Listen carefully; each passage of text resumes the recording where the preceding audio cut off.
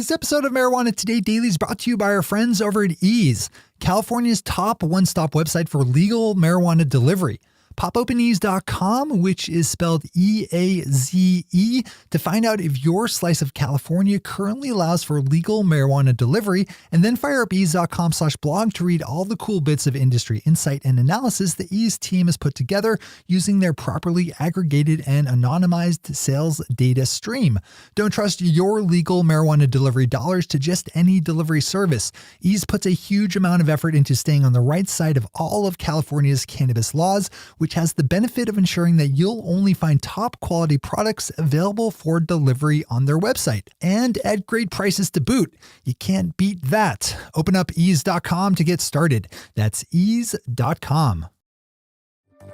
Good morning, Marijuana Nation. It's Monday, March 19th, 2018, and you're tuned in to episode 449 of Marijuana Today Daily.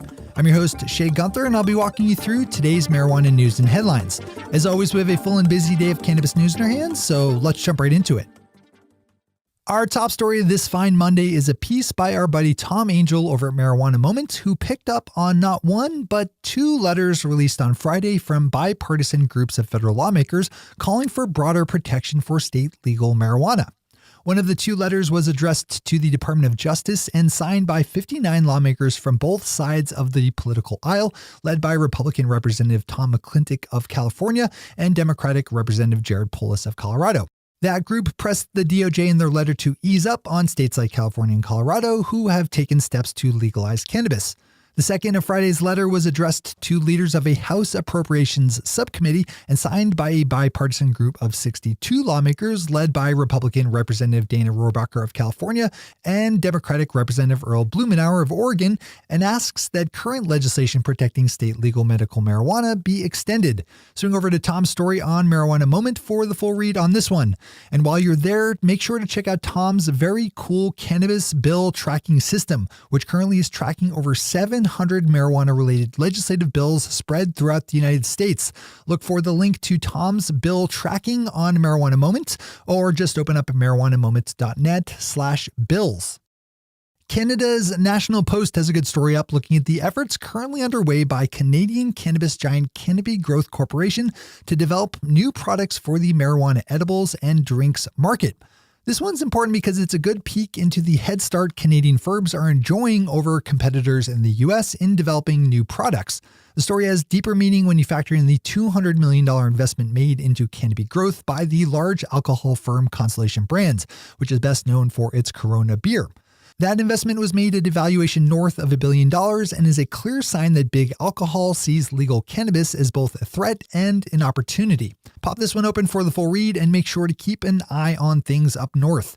As always, we have all the news we cover linked to on our website at mjtodaydaily.com and on our Twitter account at mjtodaydaily.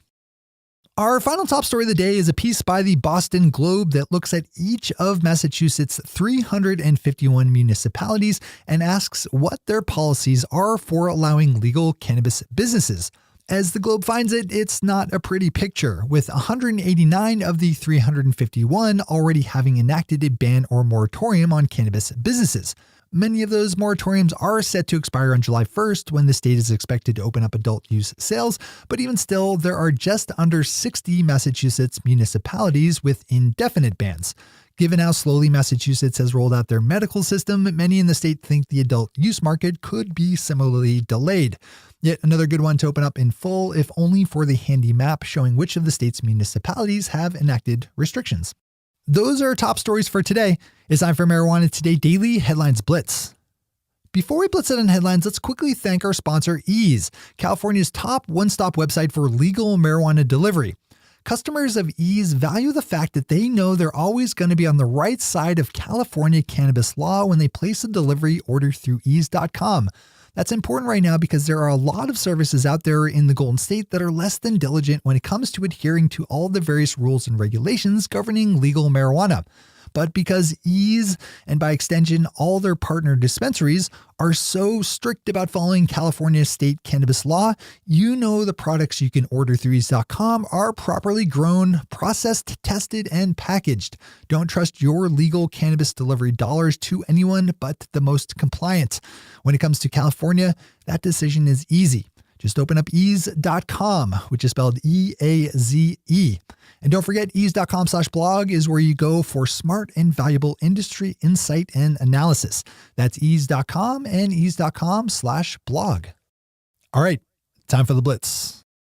Marijuana Business Daily is a nice interview up with the CEO of Sundial Growers, a Canadian medical marijuana company, in which he predicts greater engagement with legal cannabis by the alcohol industry and vice versa.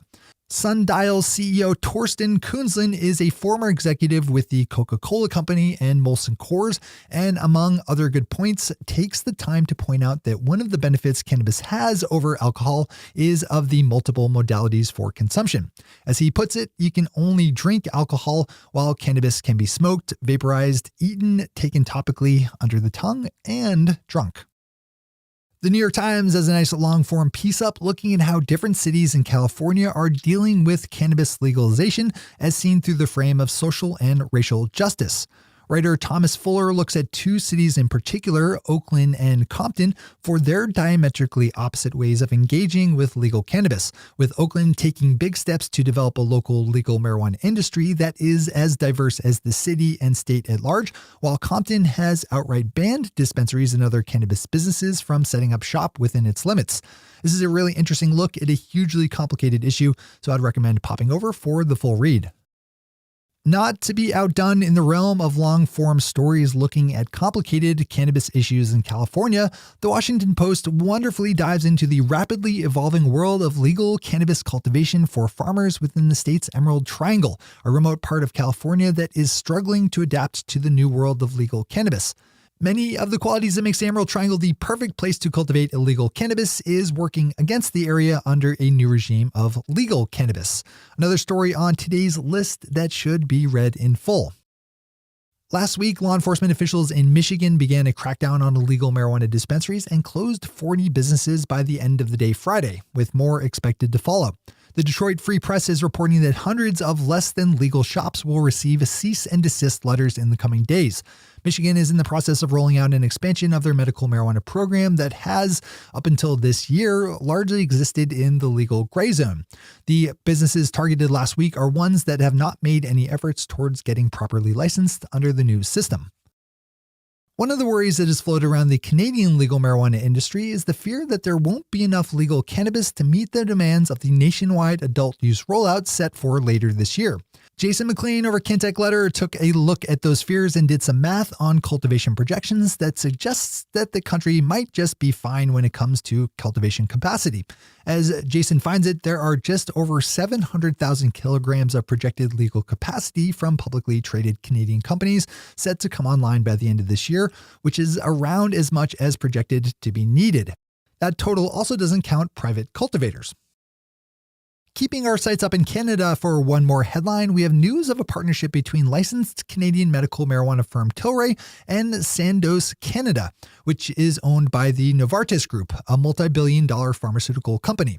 The partnership will have the two companies collaborate on the development of medical marijuana products. Expect to see more deals like this. And finally for today, the U.S. Attorney in West Virginia is not happy about legal marijuana and has been active on Twitter in recent days denouncing it as a gateway drug, alongside vows to quote-unquote aggressively enforce cannabis prohibition. U.S. Attorney Mike Stewart pushed the thoroughly debunked gateway theory in a tweet by saying that every single drug treatment professional has told him that the use of cannabis leads to harder drugs. Putting aside whether that's actually true or not, it might not be the best idea to rely on folks who stand to suffer financially if less people were forced into drug treatment because of cannabis. If you live in West Virginia, keep an eye out for U.S. Attorney Stewart. Those are the headlines and news for the day. I'll be back with you again tomorrow morning with another information-packed episode of Marijuana Today Daily. But in the meantime, if you have any stories to share or feedback to give, zip us an email to headlines@mjtodaydaily.com. And while you're clicking around the interwebs, swing over to our Twitter account at mjtodaydaily and visit our website at mjtodaydaily.com to find links to all the news we cover. Thanks to our sponsor, Ease, and to all of our awesome Patreon listeners for the support that makes this show possible. To join the illustrious ranks of the Patreon listeners yourself, swing over to our website at mjtodaydaily.com and click on that big blue button at the top of the page that says Become a Patron.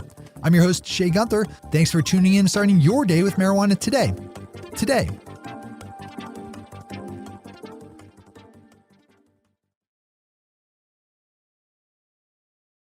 One take, Shay. One take.